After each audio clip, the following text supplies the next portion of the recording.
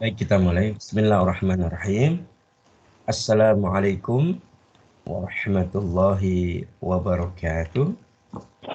Waalaikumsalam warahmatullahi wabarakatuh.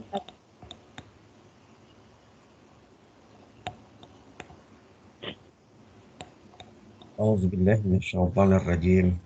Bismillahirrahmanirrahim. Alhamdulillahilladzi arsala rasulahu bil huda wa dinil haq liyudhhirahu 'ala dini kulli wa kafa billahi shahida. Asyhadu an la ilaha illallah wahdahu la syarika lah wa asyhadu anna Muhammadan 'abduhu wa rasuluh. ولا نبي ورسول بعد. وقال الله تعالى في كتابه الكريم أعوذ بالله من الشيطان الرجيم إنا لننشر رسولنا والذين آمنوا في الحياة الدنيا ويوم يقوم أشهاد يوم لا ينفع الظالمين معذرتهم ولهم اللعنة ولهم سوء الدار. وقال أيضا إن الناس قد جمعوا لكم فخشوهم وزادهم إيمانا وقالوا حسبنا الله ونعم الوكيل انقلبوا بنعمة من الله فضل لم يمسسهم سوء واتبعوا رضوان الله والله ذو فضل عظيم. Sadaqallahul azim wa nahnu ala dzalika minasyahidin wasyakirin walhamdulillahi rabbil alamin.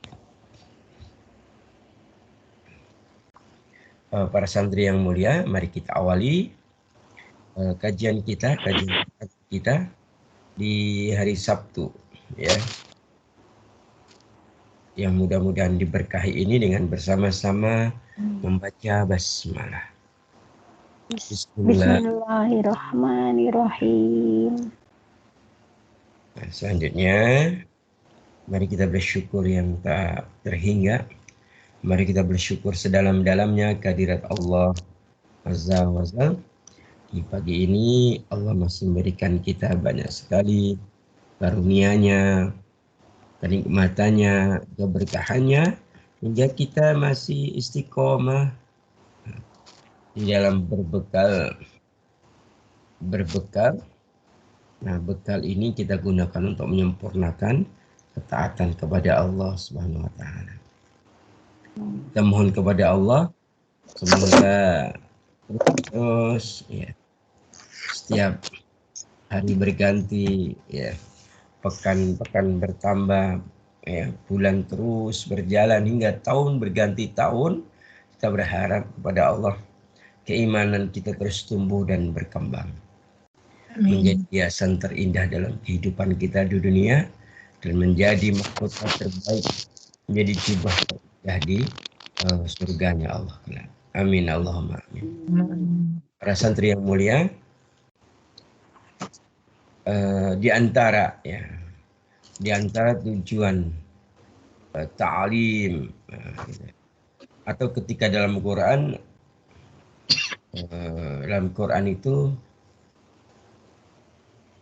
peran kenabian, peran Rasulullah Sallallahu Alaihi Wasallam setelah, ya, membacakan ayat-ayat Allah, ya, kemudian adalah wa yu'allimuhumul kitab wal hikmah, ya, mengajarkan kepada manusia, kepada kita semua Quran dan Sunnah.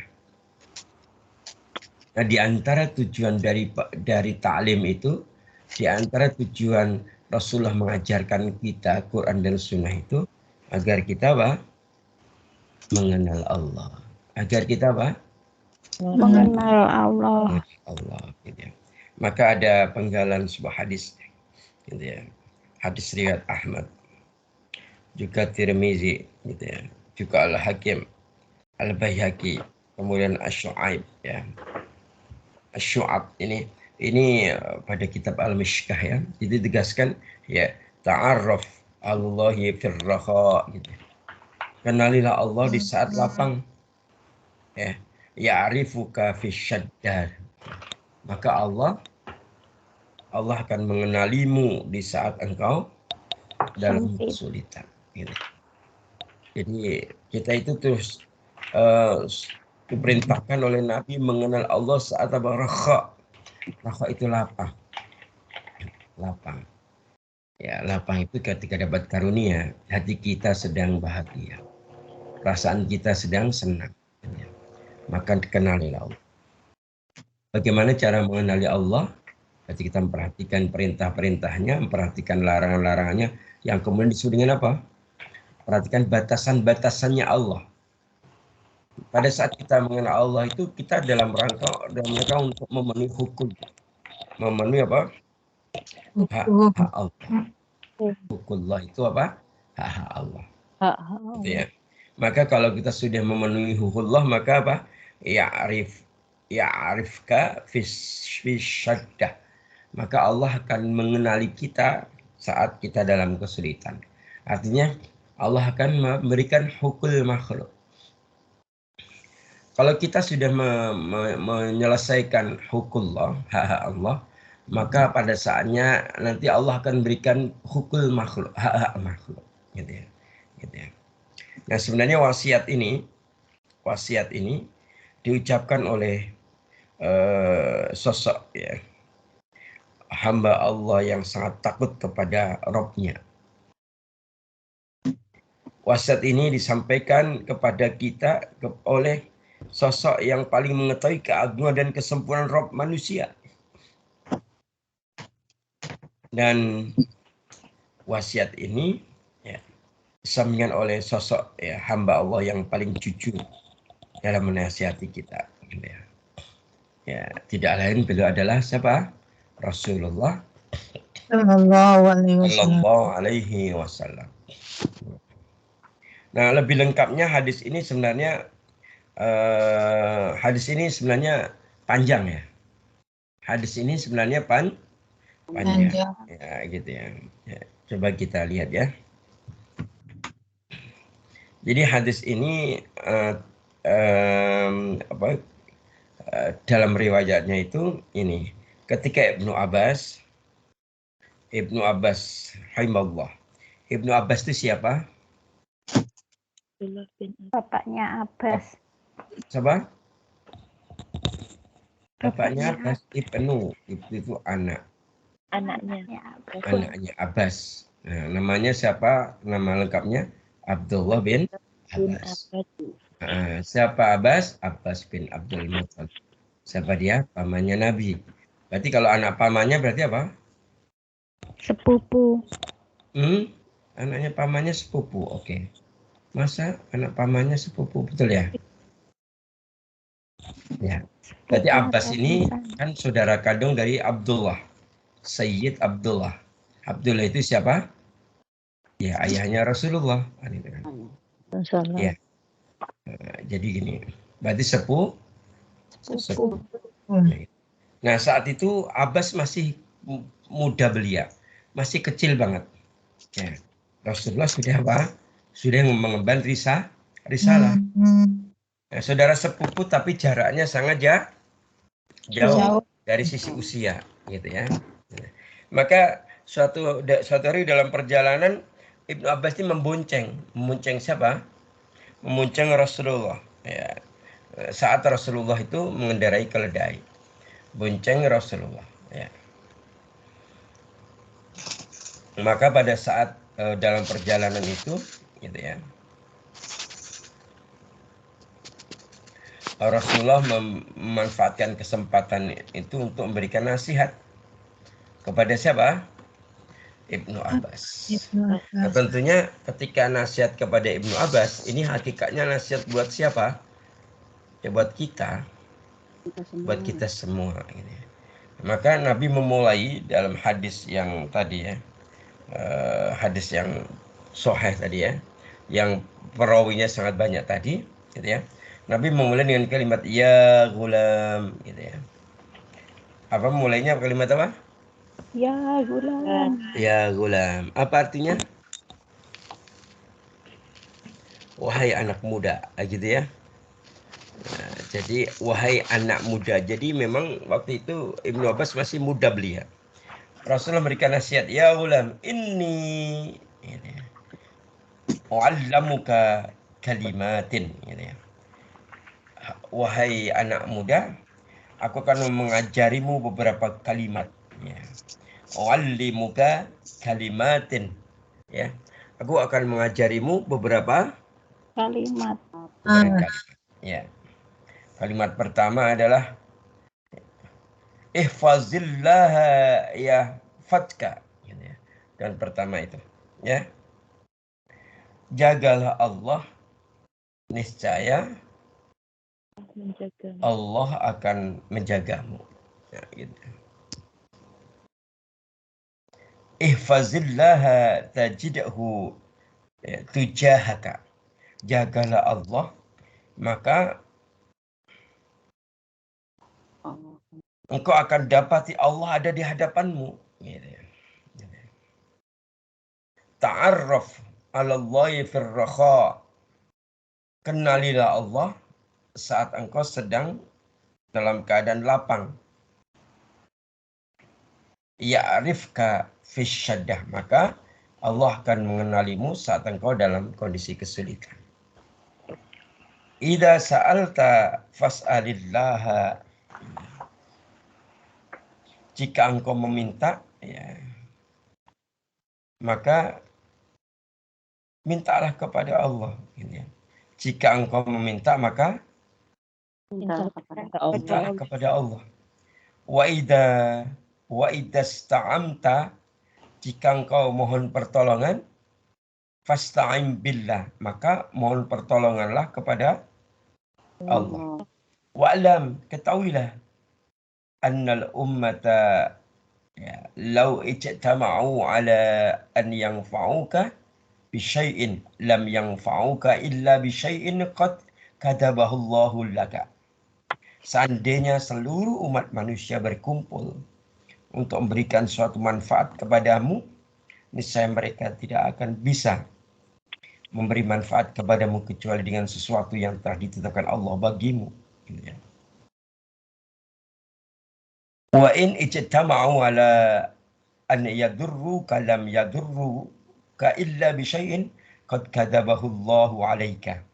Dan seandainya seluruh umat berkumpul untuk menimpakan suatu bahaya kepadamu, niscaya mereka tidak akan bisa menimpakan suatu bahaya kepadamu kecuali dengan sesuatu yang telah ditetapkan Allah atasmu.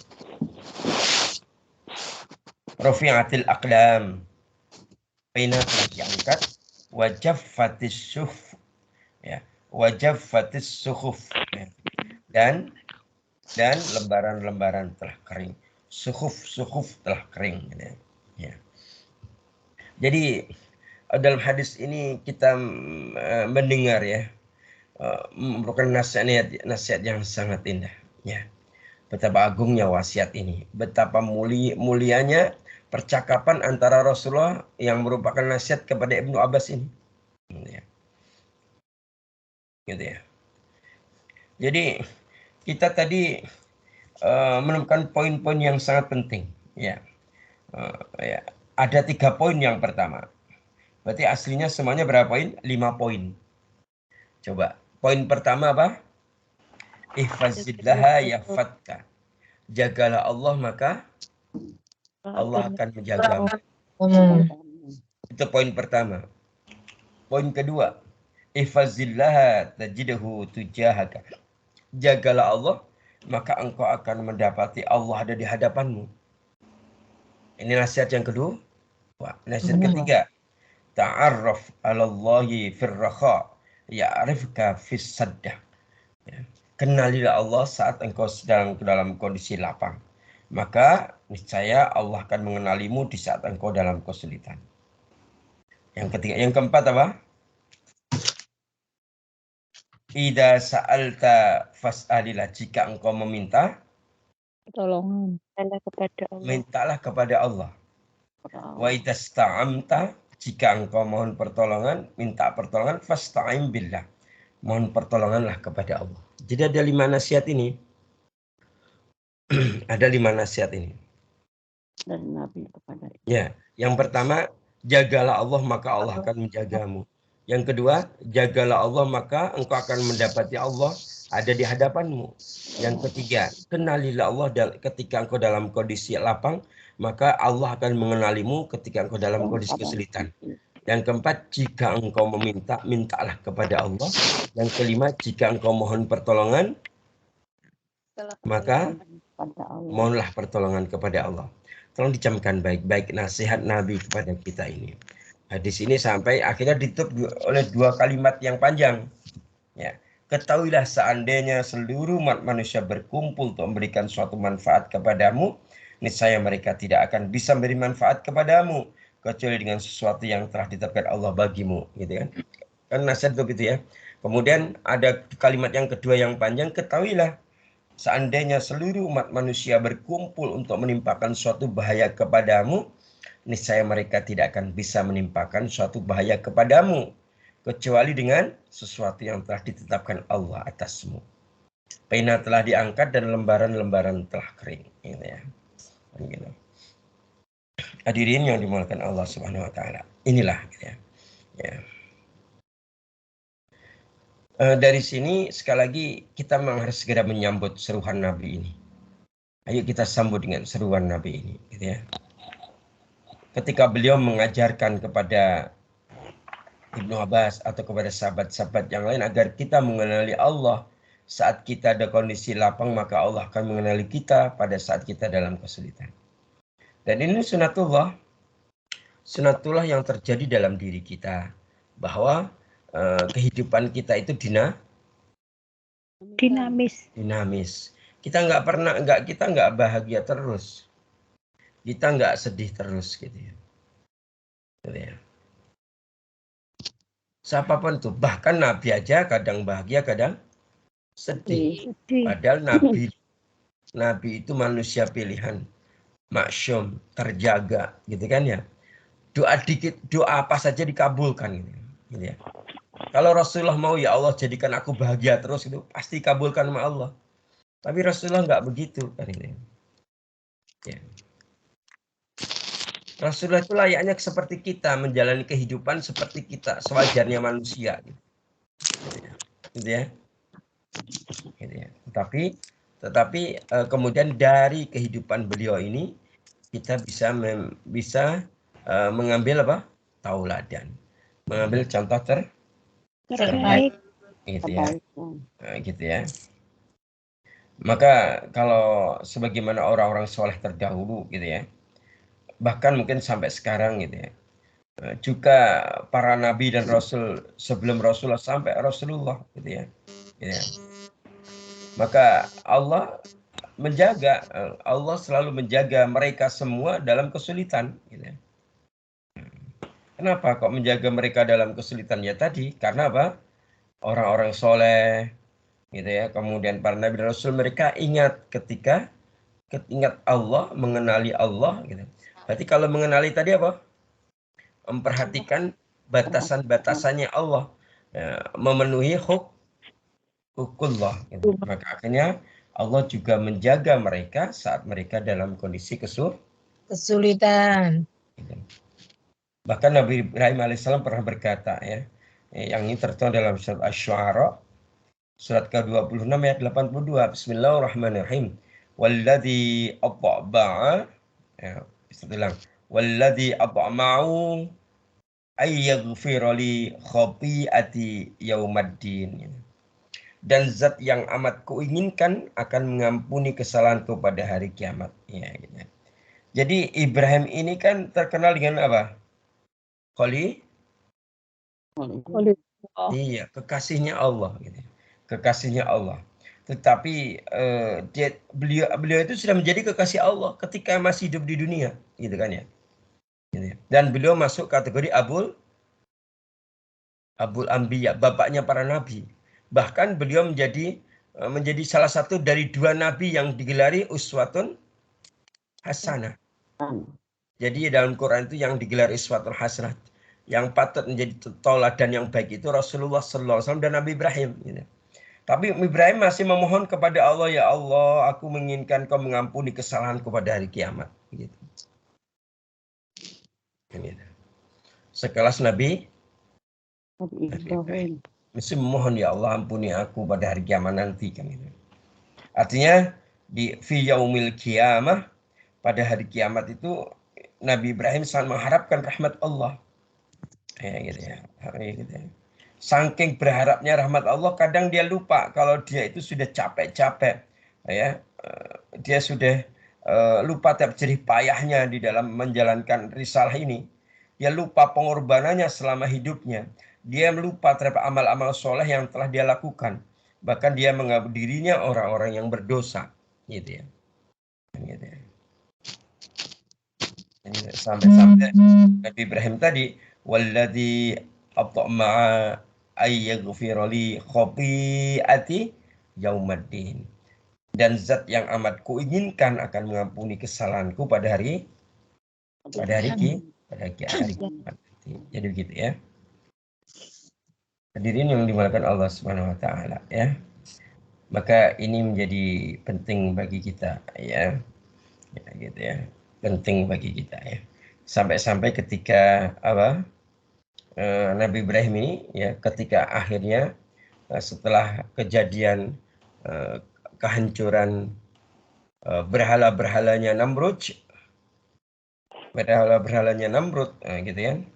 Kemudian saat itulah ya kesempatan gitu ya. Ketika Ibrahim dipanggil Namrud, kemudian Nabi Ibrahim berkesempatan untuk berdakwah kan itu kan. Nah, maka terjadi dialog ya, yang dikenali dalam Quran ya. Dialog yang panjang antara Nabi Ibrahim alaihissalam dan Raja Namrud. Dan dari dialog itu akhirnya apa? Apa hasil dari dialog itu? Akhirnya Nabi Ibrahim yang menang. Siapa ya? Yang menang. Lah, Nabi Ibrahim dibakar, dilempar ke api neraka kan itu kan. Ke api yang membara. Ya karena itu kan kayu bakarnya kan banyak gitu ya, sehingga tempat pembakarannya itu luas, jadi tidak sempit tapi luas. Maka untuk bisa masukkan Ibrahim ke situ maka ada pelontar ya. Jadi Nabi Ibrahim ditaruh di pelontar, kemudian dilontarkan menuju ke api itu gitu ya. Maka pada saat ketika beliau itu dilemparkan ke api neraka itulah gitu ya. Maka Nabi Ibrahim berdoa gimana? Hasbunallahu wa ni'mal wakil. Ni'mal maula wa ni'man nasir. Itu doanya. Ya gitu ya. Hasbunallahu wa ni'mal wakil. Cukuplah Allah menjadi penolong kami, dan Allah lah sebaik-baik pelindung. Jadi saat itu sebenarnya malaikat Jibril turun menemui Ibrahim dan menawarkan pertolongan. Tapi Nabi Ibrahim tidak mau ditolong Jibril, gitu ya. Maunya langsung ditolong oleh Allah. Maka dengan kalimat hasbiyallah, cukuplah Allah bagiku. Hasbunallahu wa ni'mal wakil. Cukuplah Allah menjadi penolong kami, dan Allah lah sebaik-baik pelindung. Nabi Ibrahim itu terbiasa kalau dalam kondisi lapang dia mengenali Allah, sehingga ketika dalam kondisi kesulitan diuji dengan dibakar itu, maka Allah pun mengenalinya. Allah pun memberikan pertolongan kepadanya. Kemudian kita lihat kisah-kisah yang lain, ya, nabi yang lain yang kita kenal ya. Misalnya kalian kenal Nabi Yunus? Tahu? Kenal nggak Nabi Yunus? Tahu cerita. Nabi Yunus itu bapaknya siapa?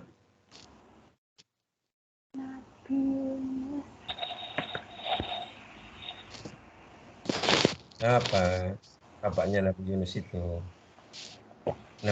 Kalau dalam sejarah kenal mata. Namanya apa? Mata. Mata. Maka Yunus ini akhirnya Yunus bin Mata, ya. Oh. Nah, Yunus itu pergi meninggalkan kaumnya karena marah kepada mereka.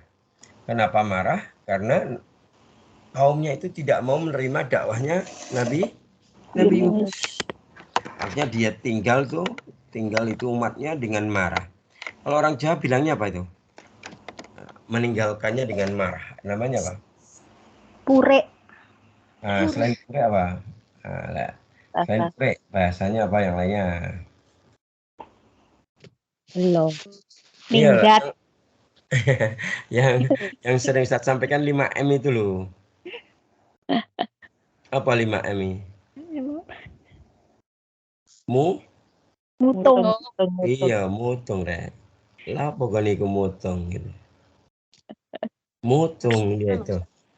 Mutung kemudian meninggalkan apa? Kaumnya. Ya dengan marah. Nah, sekarang pertanyaannya kira-kira sikap atau perilaku dari Yunus ini benar atau salah? Salah. Salah, betul. Ya gitu. Jadi dia tugasnya mendakwai kan? Gitu ya. Nggak diterima gitu kan? Nah, gitu akhirnya. Beda dengan Nabi. Coba Nabi ketika datang ke Taif bersama anak angkatnya Zaid bin Haris itu. Ya, ketika Nabi dakwah ke Taif, ternyata apa? Ya, pemimpin kaum Taif kemudian menginstruksikan kepada seluruh anak-anak muda dan seluruh masyarakat Taif untuk melempari Nabi dengan batu sampai Nabi luka-luka. Sampai akhirnya Nabi kemudian apa? Keluar dari Taif, kemudian dia istirahat duduk di bawah sebuah pohon yang dimiliki oleh orang Yahudi, di kebunnya orang Yahudi. Kan itu. Saat itu Nabi kemudian curhat kepada Allah, ya Rabb, ya, kepada siapakah engkau tidak menyerahkan diri kami ya Allah, gitu ya. Apakah engkau tidak menyerahkan diri kami kepada yang jauh yang memandang masam kepada kami, atau kau menyerahkan kami kepada yang dekat yang bisa memberikan pertolongan kepada kami, gitu ya. Dan seterusnya doa Nabi sampai Nabi menangis kayak itu. Maka datanglah malaikat Jibril. Ya Rasulullah, apakah engkau menghendaki, gitu ya, malaikat penjaga jabal, malaikat penjaga gunung itu untuk mengangkat gunung itu dan kemudian menimpakan kepada penduduk Taif kan. Apa kata Nabi? La ya Jibril, jangan ya Jibril. Gitu ya. Nabi kita itu begitu ya, Masya Allah. Kalau Yunus sudah kalau Nabi kita jangan ya Jibril. Saya berharap kalau hari ini generasi mereka, kalau hari ini kaum generasi sekarang tidak mau menerima dakwahku, maka saya berharap nanti generasi sudah mereka Allah berikan hidayah kepada mereka dan mereka mau menerima risalahku, dakwahku. Begitu Nabi. Nabi tetap berharap.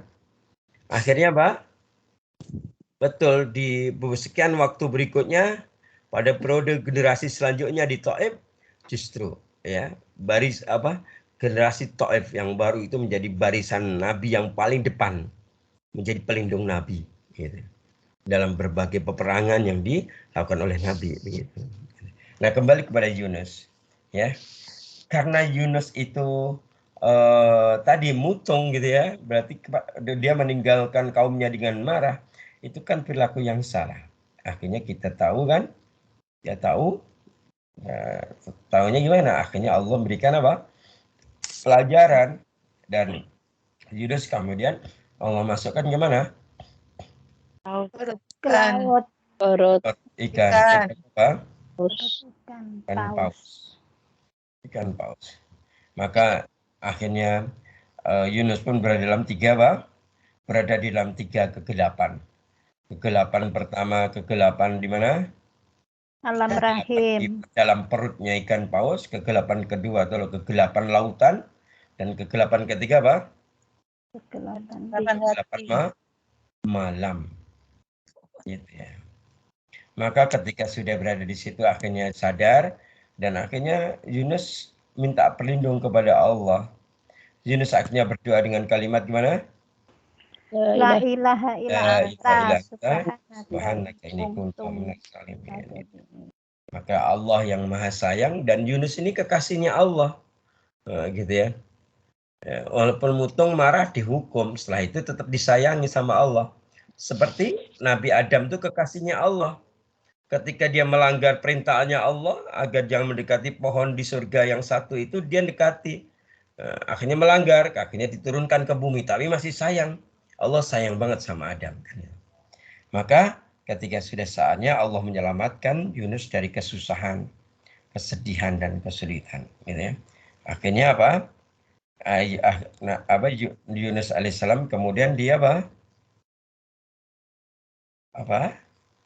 Dimuntahkan Allah oleh dikeluarkan dari perutnya siapa? ikan paus. Gitu ya. Maka kalau di dalam surah Asy-Syaffat ya, surat 37 ayat 143 144 itu Bismillahirrahmanirrahim. Falaula annahu kana minal musabbihin.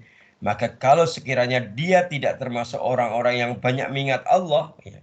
Kalau dia tidak termasuk kekasihnya Allah, gitu. Kalau dia tidak termasuk orang ahli zikir, gitu kata Allah. Lala bisa fi batnihi ila yaumi yub'atsun. Niscaya Yunus ya akan tetap tinggal di perut ikan sampai hari berbangkit. Gitu. Maka kemudian Yunus pun oleh Allah selamatkan sehingga bisa keluar dari Perut ikan paus. Ya bisa keluar dari perut ikan Paus. gitu ya.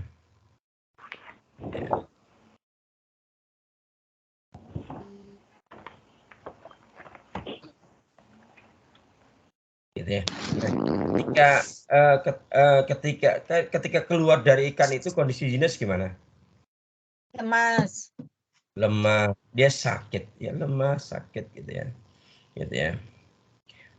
Selain lemah sakit kemudian apa? Kondisinya gimana?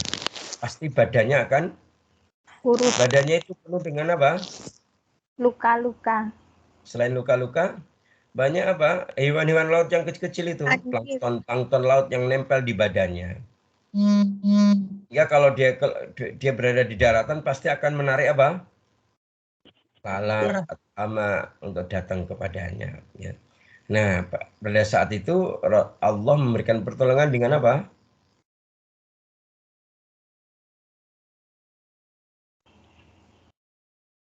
Pertolongan Allah apa?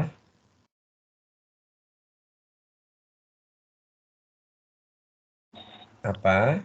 Allah kemudian mengilhamkan dan Allah memberikan pertolongan dengan apa? Allah memberikan pohon labu mulai dari daunnya sampai kepada buahnya ya. Labu itu apa? Pohon labu itu apa? Waluh. Iya, betul sekali. Wah, ayat surat apa Sofat ya. Ayat yang tadi kan sudah dibaca ayat 143, ayat 144 ya. Kemudian ayat 145-nya fanabannahu bil ara'i wa huwa saqim. Kemudian kami lemparkan dia ke daratan yang tandus sedang dia dalam kondisi sakim. Sakim itu sakit. Wambatsna 'alaihi syajaratan min yaqtin. Kemudian untuk dia untuk Yunus kami tumbuhkan sebatang pohon dari jenis labu. Gitu. Nah, itulah yang kemudian kita kenal dengan apa? Waluh itu. Nah, waluh ini luar biasa ternyata manfaatnya. Luar biasa ya manfaatnya ya. Nah, waluh ini merupakan tanaman yang di dalamnya rendah kalori tapi tinggi serat. Jadi kalau rendah kalori tinggi serat itu apa? Berarti dia itu berenergi tinggi. Jadi kalau kita makan labu atau waluh ini, badan kita jadi berenergi, nggak gampang capek, gitu ya. Di samping meningkatkan sistem imun, mempercantik kulit, memperkuat jantung, menyembuhkan luka kulit. Itu kalau menurut herbologi ya, gitu ya. Kemudian menurunkan berat badan juga bisa. Kemudian menajamkan penglihatan juga bisa dan menurunkan tekanan darah. Gitu. Maka Ustadz itu di rumah sama Umi itu dikasih menu dalam seminggu itu diatur menu siangnya, menu makan siangnya. Ya, diatur di antara menunya adalah waluh ini. Jadi makan siangnya makan waluh. Wah, gitu ya. Jadi itu ya. Nah, jika kalian di sana di Hong Kong ada ya silahkan konsumsi itu karena itu luar biasa. Banyak. Banyak Ustaz. Banyak banget. Nah, gitu. Murah. Ya. Jadi kalau di dalam bahasa Quran ini kan yaktin itu ya waluh itu ya. Nah, gitu ya. Ya. Sedangkan Nabi kita Nabi Muhammad penyuka waluh. Maka jadikan kalau pengen aku nggak pengen makan nasi, makan aja waluh. Kau punya waluh nggak pengen makan waluh, kirim aja ke Solo. Iya. Gitu ya. Makan walu. Walu deh. Soalnya ada hadis yang menjelaskan tentang bahwa Nabi itu sangat suka waluh. Nah, ada hadisnya ini. Ini hadis Sahih Bukhari, Muslim dan Abu Dawud. Biar jenengan tertarik ke waluh soalnya. Ini makanannya Yunus soalnya, ya. Jadi jadi Rasulullah itu ini satu hari ada seorang penjahit mengundang Rasulullah SAW untuk menghadiri jamuan makan di rumahnya. Nah, kemudian kata Anas bin Malik itu siapa? Khodimah, ya, asistennya Nabi. Anas bin Malik berkata, aku berangkat bersama Rasulullah SAW menghadiri jamuan makan tersebut. Kemudian ketika dia sampai, maka kepada Rasulullah tuan rumah itu menghidangkan roti dari gandum serta kuah berisi labu dan dendeng. Kemudian aku melihat Rasulullah mencari labu dari seputar mangkok kuah itu. Jadi itu ada labu, ada labu, ada kuahnya, ada dendengnya. Rasulullah nyari apa? Labu. Ketika kata Anas bin Malik, sejak aku tahu Rasulullah suka labu, suka waluh, maka sejak itu aku pun sangat menyukai waluh. Nah, gitu ya. Ya wes, nanti ini pokoknya Nabi suka, kita suka, gitu aja ya. Nanti dicari waluh. Nah, itu insya Allah. Selain itu menyehatkan, ada Sunnah. Nah, oke, baik. Saya pikir cukup itu ya terkait dengan hal itu, gitu ya. Bahwa ini beberapa kisah tadi menunjukkan bahwa benar-benar kalau kita itu mengenal Allah ketika kita dalam kondisi lapang, maka Allah akan mengenal kita ketika dalam kondisi apa? Kesulitan. Ya, kesulitan. Baik, hadirin yang dimuliakan Allah, mungkin cukup itu ya, hampir 38 menit. Kita akan masuk ke kitab tentang surga ya. Terakhir kita sampai mana? Tentang surga. Tentang bidadari ya. Tentang apa? Bidadari huruf. Tentang bidadari. Ya. Oke. Jadi kan tahu tentang bidadari? Sedikit. Kalian tahu bidadari itu kesukaan siapa? Kesukaan Ustadz. Ya. Maka Ustadz bertanya, ini mau dibahas nggak? Kalau dibahas nanti nyenengin Ustadz soalnya. Ustadz senang. Nanti kalian gigit jari gimana? Nggak apa-apa Ustadz. Pokoknya Ustadz senang, kita senang. Yang bener lah Bu. Betul Ustadz. Ustadz bahagia, kita juga bahagia Ustadz. Aduh, romantis sekali Bu. Kayak ngomong kepada kekasihnya saja. Gak apa-apa, aku rela menderita asal engkau bahagia. Benar Ustadz. Baik. Jadi kita bicara tentang hurun ain ya. Hari ini kita itu hurun ain itu bidadari bermata jeli. Ya, bidadari yang memiliki pesona dan kecantikan luar biasa, gitu ya. Namun ending dari pembahasan ini ternyata ada itu. Kalau bidadari itu adalah wanita surga yang Allah ciptakan langsung berada di surga, ada wanita surga yang lebih cantik daripada pesona bidadari yang paling cantik. Tapi dia wanita yang Allah ciptakan tidak di surga, tapi menjadi wanita surga. Siapa dia? Dia adalah wanita soleha, istri-istri soleha, begitu ya. Jadi kalau jenengan nanti kok kemudian masuk surga, gitu, jenengan tidak jelek kayak gini. Kalau masuk Ustaz kan kalau dia tua kan jelek toh. Ini Ustadz kok jujur banget, iya gitu ya. Karena di surga jenengan itu kalau di surga kan nggak ada wanita jelek. Cantik semua ya Jadi Ustaz. kalau jenengan itu nggak tahu bisa masuk surga apa enggak kan jelek. Insya Allah masuk. Ya, kalau dia masuk surga menjadi wanita surga yang paling cantik. Bahkan melebihi kecantikan para bidadari. Endingnya gitu nanti pembahasannya ya. Gitu ya. Baik, mungkin sebagai awalan mungkin jenengan pernah dengar Ainul Mardiyah. Pernah dengar? Pernah dengar Ini adalah bidadari yang pesonanya luar biasa.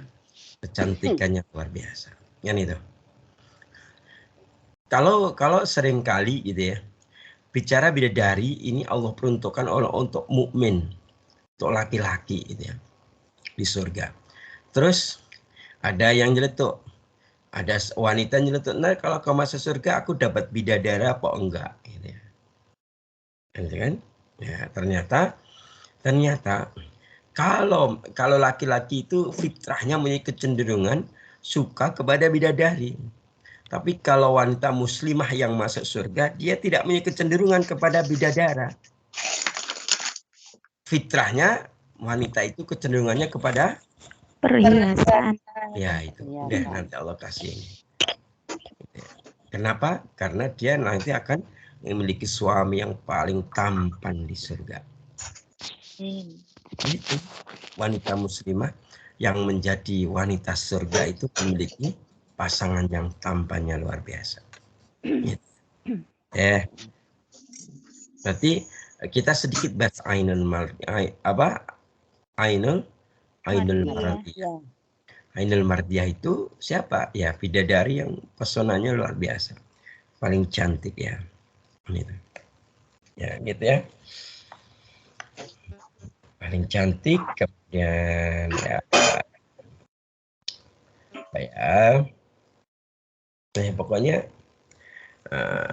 dia itu punya pelayan. Jadi Ainul Mardiyah itu bidadari yang memiliki pelayan-pelayan bidadari juga. Nah, gitu. Gitu. Apa tadi Ainul Mardiyah. Ya Mardiyah. Ya gitu ya, Ainul Mardiyah. Ya. Yaitu bidadari ya gitu. Gitu ya. Apakah ada itu Ainul Mardiyah itu kisahnya ada nggak di dalam Quran? Ada. Gitu. Ayo coba apa yang hafal surat Ar-Rahman, nah, gitu ya. Ya. Mulai dari ayat 70 gitu ya. Kemudian 74, 72, kemudian 74. Ya. Ar-Rahman ayat 70, ayat 72 dan 74. tadi 74. Dalam surat Ar-Rahman ya. Gitu ya. Ar-Rahman itu surat yang keberapa? 15. 55 atau 55. oh 55 atau 15? 55. 55. Iya. Jadi kalau dalam ayat 70 itu Bismillahirrahmanirrahim fihinna khairatun hisan gitu kan ya. Di dalam surga itu ada bidadari yang baik-baik lagi cantik-cantik. Itu ayat berapa itu? 70-nya. 70. Ayat 72-nya khurum maksyuratun fil hiyam. Bidadari yang jelita, putih, bersih, dipingit di dalam rumah. Kemudian 74-nya lam yadmishunna insun qablahum wala jan. Mereka tidak pernah disentuh oleh manusia sebelum mereka. Penghuni-penghuni surga yang menjadi suami mereka dan tidak pula oleh jin, gitu ya. Hadirin yang dimuliakan Allah, dari 3 ayat di dalam surat apa nih? Rahman. Ar-Rahman, gitu kan. Di situ sebenarnya menceritakan tentang ada kisah ya bahwa di surga itu ada bidadari yang paling cantik. Namanya siapa? Ainul Ainul Mardian. Ainul Mardian. Mardian. Ainul itu apa artinya? Mata. Mardia. Dan cantik. Mardia itu berada dalam keridhaan Allah yang diridhoi, gitu ya. Nah, bidadari ini khusus Allah ciptakan untuk siapa? Untuk mereka yang berjihad di jalan Allah. Oh, okay. Artinya kalau Ainul Mardiah itu kan mata yang diridhoi. Nah, artinya apa? Setiap pandangan yang melihatnya pasti akan menemukan keridhaan di hatinya. Nah, sebenarnya ada kisah panjangnya ya. Ini adalah hadis riwayat Tirmizi ya. Ada kisah panjangnya tentang apa? Dalam hadis riwayat Tirmizi gitu ya. Ini juga, tapi kalau saya sampaikan mungkin agak ini ya. Ya intinya adalah hadis itu pada suatu hari gitu ya. Ketika Allah memberikan targhib itu Rasulullah sedang menyeru untuk dan memotivasi, memberikan semangat berjihad kepada pasukan Islam saat itu. Kemudian Nabi bersabda, sungguhnya orang yang mati syahid karena berjihad di jalan Allah, maka Allah akan menganugerahkan Ainul Mardiah, bidadari yang paling cantik di surga. Nah, dalam sejarah kemudian ada seorang sahabat yang masih muda. Ketika mendengar cerita itu, kemudian apa? Dia itu penasaran kan gitu kan. Nah, ketika penasaran, akhirnya dia kan ya intinya dia apa? Dia itu mau ngomong ke Nabi, saya pengen bidadari itu, tapi malu. Ya malu dia. Akhirnya apa? Ya udah, dia punya keinginan. Maka ketika menjelang perang berjihad, kan pasukannya sudah istirahat dulu karena itu kan menjelang zuhur. Menjelang zuhur kalau tidur itu sunahnya apa namanya? Tidur apa?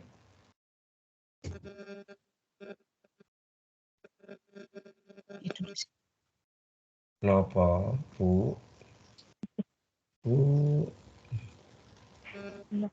Kalau tidur sunnah ya, tidur sunnah menjelang apa?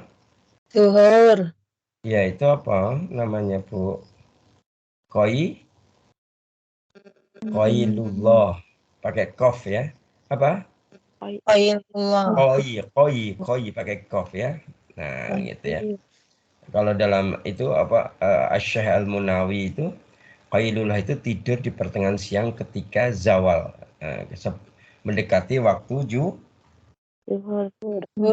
mendekati waktu zuhur ya.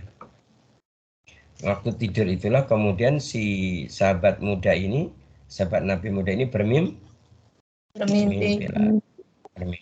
ya, bermimpi, kemudian dia berada di suatu tempat dan dia di situ ada wanita cantik dan dia bertanya, ini aku ada di mana? Itu kan, dan wanita cantik kata, kamu ada di surga.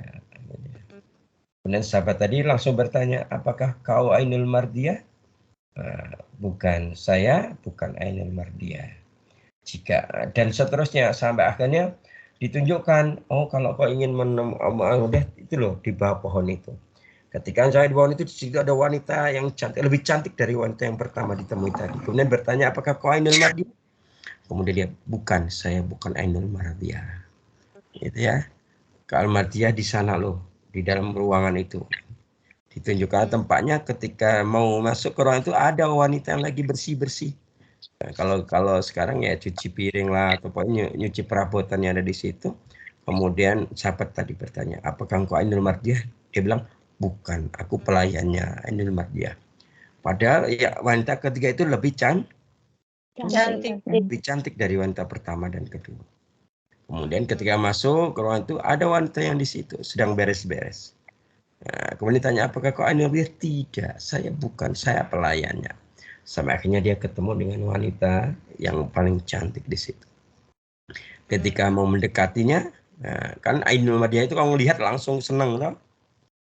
Ainul Mardiyah itu hanya orang yang lihat langsung Senang. kalau bahasa sekarang begitu lihat sekali, pandangan pertama langsung jatuh cinta. Iya, jatuh hati. Terpesona. Iya. Kemudian dia mau mendekat, kemudian Ainul Mardiyah jangan. Lah, bukan sekarang saatnya. Kamu harus berjihad di jalan Allah. Tiba-tiba bangun. Gitu ya. Akhirnya sahabat ini benar-benar berperang di jalan Allah. Kemudian dengan sangat semangatnya berperang, akhirnya Allah menetapkan syahid. Dan kemudian Rasulullah menceritakan bahwa sahabat ini akhirnya sekarang berbahagia bersama Ainul Mardiyah. Gitu. Ya. Baik. Nah, sekarang sudah ya tentang Ainul ya. Sudah. Oke, Ustaz. Nah, kita lanjut ya. Ya, lanjut.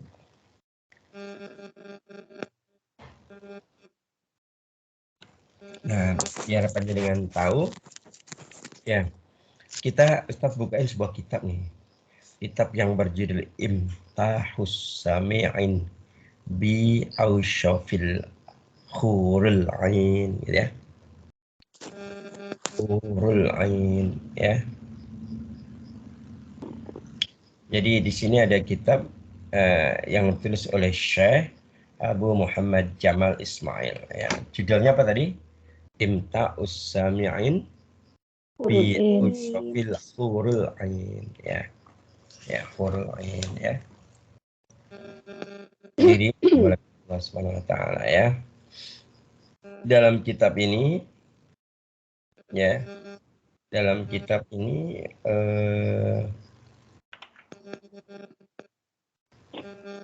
Syekh Abu Muhammad Jamal Ismail menjelaskan cara rinci tentang apa? Ciri-ciri hurul ain. Apa hurul ain?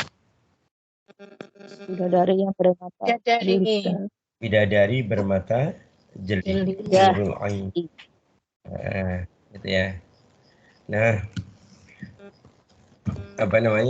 beliau menjelaskan secara detail ciri-cirinya ya.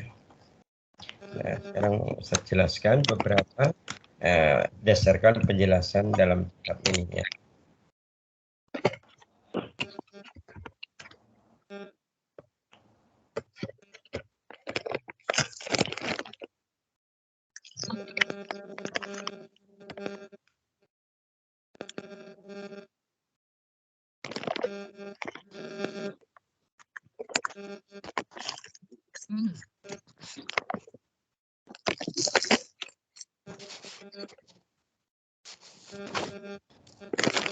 Dalam kitab ini maka dijelaskan ciri yang pertama adalah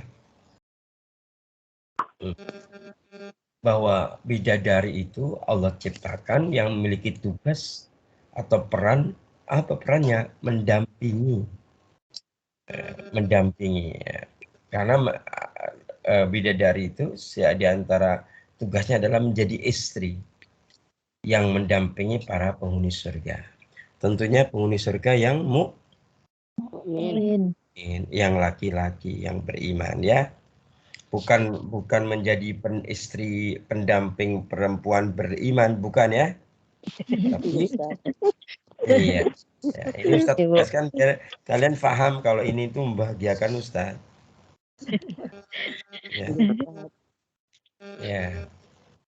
Nah, ini sebagaimana yang Allah tegaskan dalam surat At-Tur, surat yang ke-52 ayat 20 itu. Bismillahirrahmanirrahim. Muttaqi'ina ala sururin masfufatin wa zawwajnahum bihurin ain, gitu ya. Allah marhamna bil Quran. Mereka para penghuni surga itu bertelekan di atas dipan-dipan berderet-deret.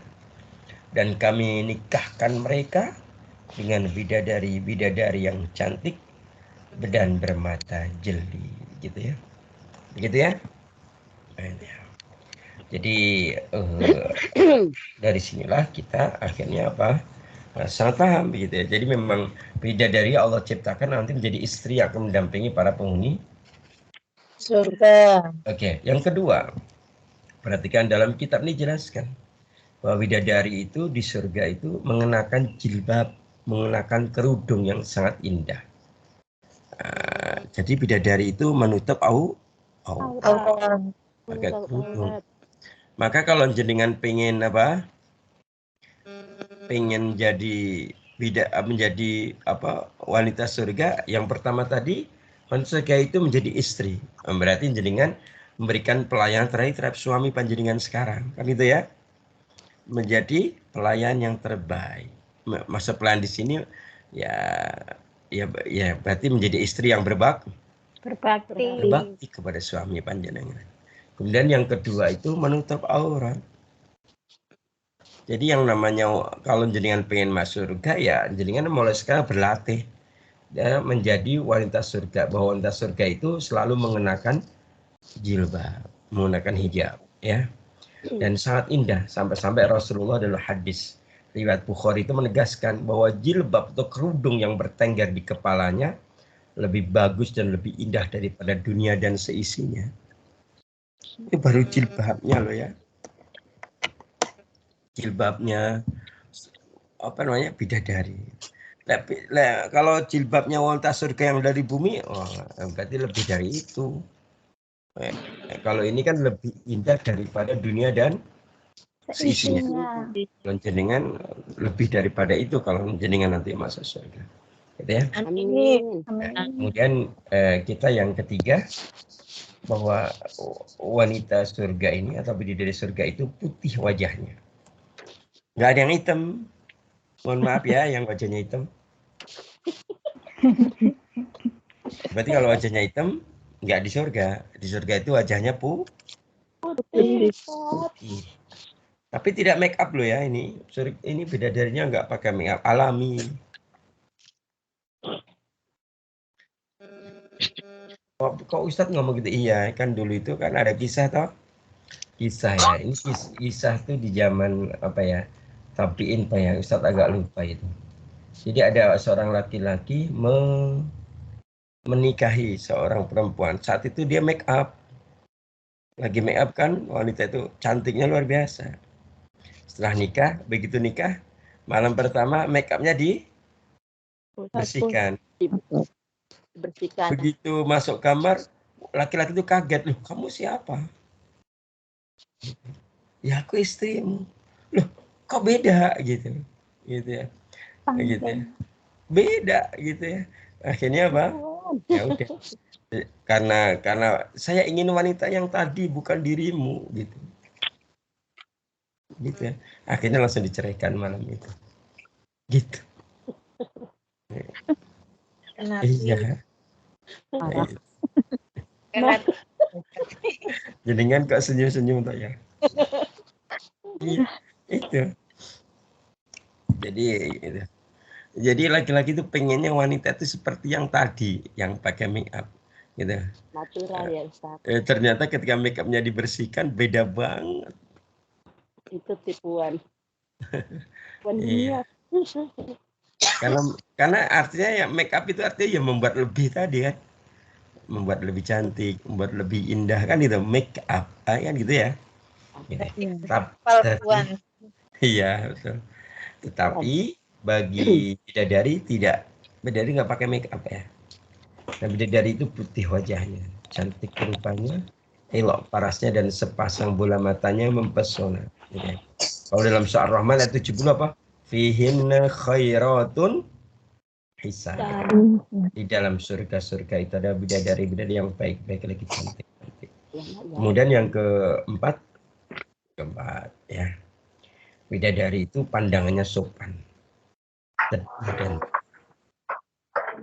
maka bidadari itu tidak pernah mengerling sana sini. Tahu nggak ngerling? Tahu sama mata. Lihat kanan kedip-kedip, lihat kiri kedip-kedip. Apa kalau suka ngerling apa namanya? Mata keranjang. Bukan. Kalau perempuan bukan keranjang itu yang punya laki-laki tahu. Genit. Genit. Iya, Mata genit. genit.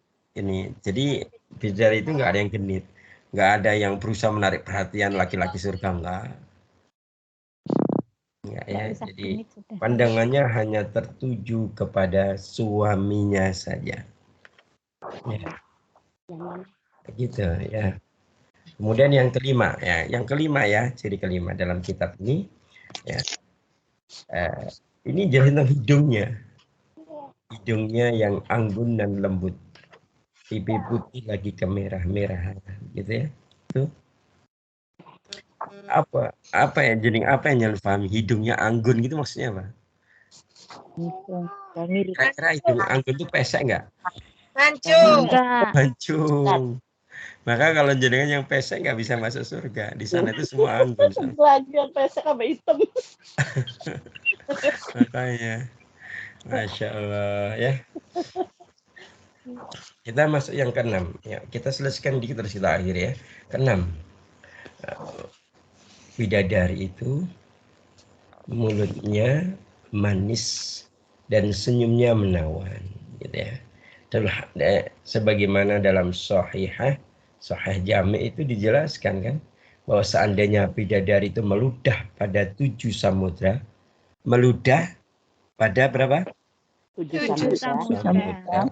Niscaya laut itu menjadi tawar karena keindahan dan kemanisan mulutnya. Gitu. 7 samudra kan itu ya.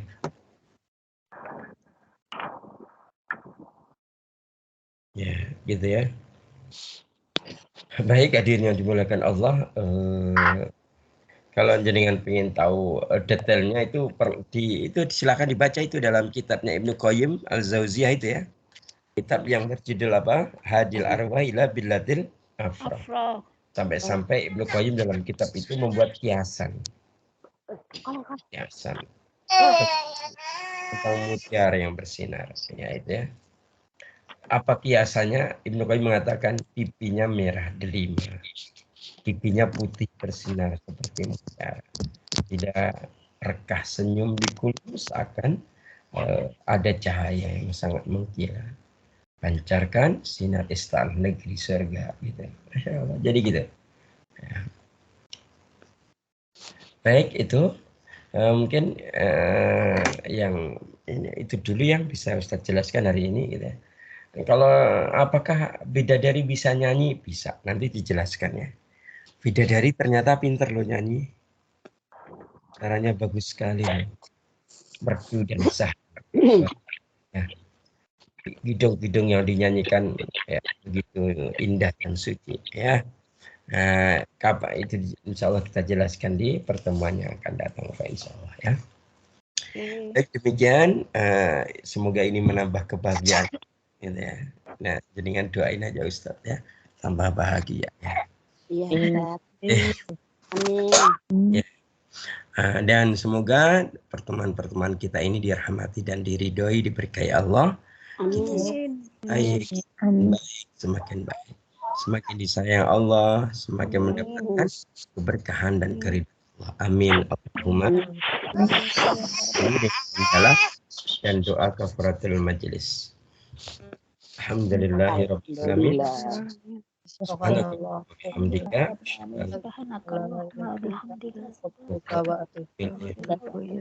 Wa minkum fastabiqul khairat bilai sabilil haq. Assalamualaikum warahmatullahi wabarakatuh.